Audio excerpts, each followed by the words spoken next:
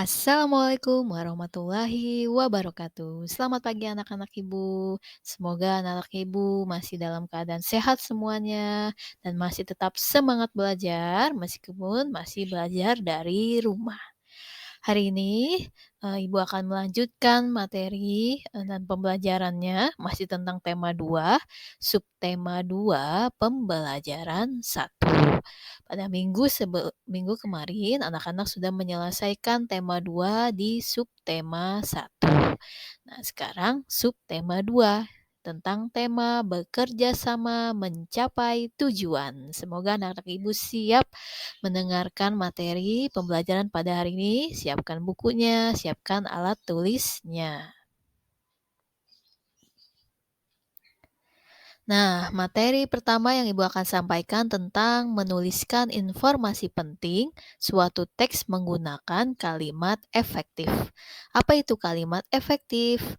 Kalimat efektif adalah kalimat yang memiliki susunan sesuai kaidah bahasa Indonesia yang tercantum dalam PUEBI, Pedoman Umum Ejaan Bahasa Indonesia. Nah, kepanjangannya itu ya. Pedoman Umum Ejaan Bahasa Indonesia.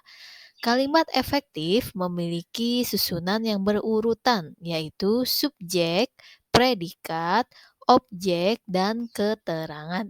Nah, ini perlu dicatat oleh anak-anak. Kalimat efektif memiliki susunan yang berurutan. Nah, ada subjek itu S, P predikat, O objek, dan K keterangan. Nah, dalam buku tema kalian juga ada penjelasannya. Kalimat efektif adalah kalimat yang mengandung gagasan pembicara atau penulis yang terdiri atas kata-kata yang mempunyai unsur SPOK yang tadi Ibu jelaskan ya. SPOK itu subjek, predikat, objek, keterangan. Nah, ciri-ciri kalimat efektif. Yang satu, memiliki unsur penting atau pokok, minimal unsur subjek dan predikat. Nah, minimal unsur subjek dan predikat itu termasuk kalimat efektif. Lalu ciri-ciri yang kedua, menggunakan struktur bahasa yang tepat. Yang ketiga, memenuhi kaidah ejaan yang berlaku. Yang keempat, menggunakan pilihan kata atau diksi yang tepat dan sesuai kebutuhan. Nah, diksi itu adalah pilihan kata. Harus diingat-ingat ya. Jadi ciri-ciri kalimat efektif ada 4. Memiliki unsur penting atau pokok, menggunakan struktur bahasa yang tepat, memenuhi kaidah ejaan yang berlaku, dan menggunakan pilihan kata atau diksi yang tepat dan sesuai kebutuhan. Nah, ini adalah contoh kalimat efektif yang memiliki unsur SPOK, subjek, predikat, objek, dan keterangan. Nah, ini ada Insinyur Soekarno dan Dr. Andes Mohatta, nah itu sebagai subjek. Memproklamasikan, nah itu sebagai predikat. Kemerdekaan Indonesia itu sebagai objek di Jakarta, itu sebagai keterangan. Nah, ini contoh kalimat efektif, yaitu Insinyur Soekarno dan Dr. Andes Mohatta memproklamasikan kemerdekaan Indonesia di Jakarta. Nah, ini ada unsur-unsur SPOK-nya, itu ada subjek, predikat, objek, dan keterangan. Nah, anak-anak bisa mengamatinya ya. Lalu materi selanjutnya tentang upaya mempertahankan kemerdekaan Indonesia. Setelah kemerdekaan Indonesia diproklamasikan, bangsa asing datang kembali untuk menguasai Indonesia. Perjuangan pun berlanjut dengan tujuan untuk mempertahankan kemerdekaan Indonesia. Perjuangan tidak lagi bersifat kedaerahan, melainkan bersifat nasional.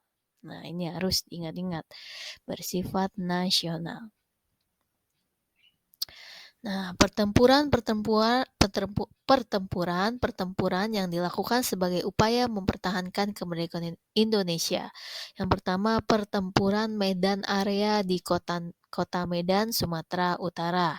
Yang kedua, pertempuran Ambarawa di kota Semarang, Jawa Tengah. Yang ketiga, Bandung Lautan Api di kota Bandung, Jawa Barat. Materi yang ketiga tentang cara hewan menyesuaikan diri terhadap lingkungan. Pada subtema sebelumnya, anak-anak sudah mempelajari tentang cara tumbuhan menyesuaikan diri terhadap lingkungan atau adaptasi. Nah, ini adalah cara hewan. Tujuan penyesuaian diri pada hewan adalah sebagai berikut: memenuhi kebutuhan hidup, misalnya air dan makanan, lalu mengatasi kondisi lingkungan yang ekstrim, misalnya lingkungan yang sangat panas, dingin, atau kering, lalu melindungi diri dari pemangsa. Nah, ini adalah contoh hewan dalam menyesuaikan diri terhadap lingkungan. Di sini ada hewan buaya. Penyesuaian struktur gigi terhadap jenis makanan. Nah, buaya memiliki struktur gigi taring yang sangat tajam untuk memudahkan dalam memakan daging. Nah, berarti buaya menyesuaikan dirinya dengan gigi taringnya, memiliki gigi taring. Lalu ada hewan bebek. Penyesuaian bentuk paruh terhadap jenis makanan. Nah, contoh hewannya itu bebek. Bebek memiliki paruh pemakan cacing, berbentuk lebar dan memiliki struktur seperti sisir di bagian pangkalnya yang berguna untuk menahan makanan yang licin agar tidak lepas dan menyaring makanan dari lumpur. Nah, berarti bebek menyesuaikan dirinya dengan bentuk paruhnya. Selanjutnya di sini ada burung elang. Nah, penyesuaian bentuk kakinya, ini di bentuk kakinya. Kaki burung pemakan daging bentuknya kokoh dan memiliki kuku tajam. Fungsinya adalah untuk mencengkram mangsa dan merobek makanan. Nah, ini fungsi penyesuaian dalam bentuk kaki. Lalu penyesuaian bentuk mulut pada serangga. Ibu ulangi, penyesuaian bentuk mulut pada serangga. Nah, di sini contohnya kupu-kupu. Kupu-kupu memiliki bentuk mulut penghisap sehingga memudahkannya mendapatkan nektar yang terletak di dalam bunga. Nektar itu seperti madu, ya. Nah, seperti biasa, di akhir pembelajaran, Ibu akan memberikan tugas kepada anak-anak di buku tema 2, halaman 45. Di sini ada teks tentang pertempuran Surabaya. Nah, anak-anak seperti biasa membacanya dulu ya, sampai selesai, jangan terburu-buru, harus teliti tentang pertempuran Surabaya. Setelah itu, anak-anak melengkapi peta pikiran, seperti biasa masih ada kata tanya apa, mengapa, siapa, bagaimana, kapan, dan di mana. Nah, di sini anak-anak menggunakan kalimat efektif ya dalam melengkapi peta pikiran ini. Tadi Ibu sudah contohkan bagaimana contoh kalimat efektif, yaitu ada unsur SPOK, yaitu subjek, predikat, objek, dan keterangan. Nah, anak-anak sekarang belajar membuat kalimat efektif dari teks pertempuran Surabaya. Ini dari kata tanya apa, mengapa, siapa, bagaimana, kapan, dan di mana. Contoh, Ibu contoh ya. Kapan misalnya ya. Berarti kapan anak-anak buat kalimat efektifnya kan kalau kapan berarti mengenai waktu. Ya, kata tanyanya berarti kan kapan tentara tentara sekutu yang dipimpin oleh Brigadir Jenderal Malabi kontak senjata ya. Diakhiri tanda tanya. Berarti kalimat efektifnya atau jawabannya pada tanggal 25 Oktober 1945 tentara sekutu yang dipimpin oleh Brigadir Jenderal Malabi terjadi kontak senjata antara para pemuda. Jadi sesuai teks tentang pertempuran Surabaya. Selamat mengerjakan tugas. Jangan lupa tugas yang sudah selesai kirimkan ke WA Ibu dan semangat belajar dari rumah.